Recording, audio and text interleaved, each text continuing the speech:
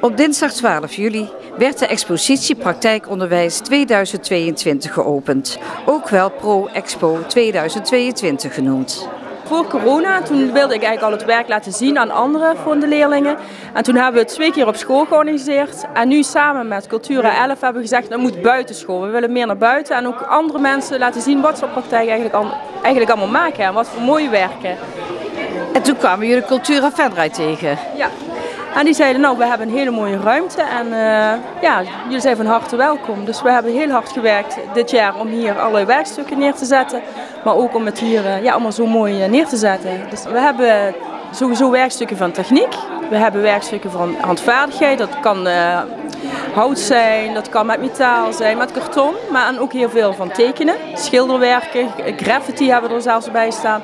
En kleiwerkstukken ook heel mooi met gesmolten glas. En dan hebben we nog een gedeelte wat gemaakt is bij plant en dier bij groen. Hoe reageerden de leerlingen toen ze hoorden dat ze in het dorp gingen exposeren? Nou, de meesten waren heel enthousiast. En er is natuurlijk ook echt een expositie gemaakt voor en ook door hen. Want ze hebben het zelf hier allemaal zo neergezet. Ik heb natuurlijk een beetje supervisie gehouden, maar dit is echt hun ding. Dus ik ben ook super trots. Hoeveel leerlingen hebben er meegedaan?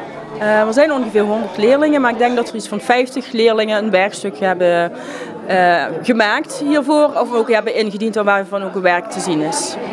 Natuurlijk waren de exposanten zelf ook aanwezig. Ik heb Storm op zee gemaakt op school met tekenen. Eigenlijk moet je die boot echt in die zee dan krijgen. Hoe heb je dat gedaan?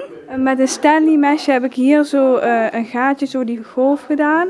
En dan heb ik zo die boot erin geplakt met lijm en plakband. En dan lijkt het dat die echt in de zee echt storm is.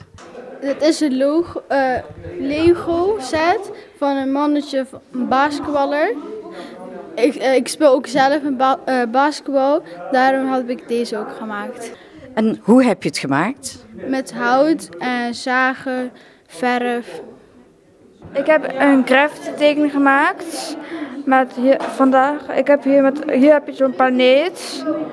En dan hier heb je dan het woord wolf. Je moet eerst dan zo'n schets maken en dan moet je met Stanley mes dan uitsnijden. En dan moet je er op zo'n papier of wat dan ook leggen. En dan moet je dan met zo'n spuitbus dan sprayen. En dan kan je allemaal mooie patronen en zo. Klopt het dat we nog een klein beetje de verf ruiken? Ja, dat klopt. En dan heb ik het net ook nog gemaakt.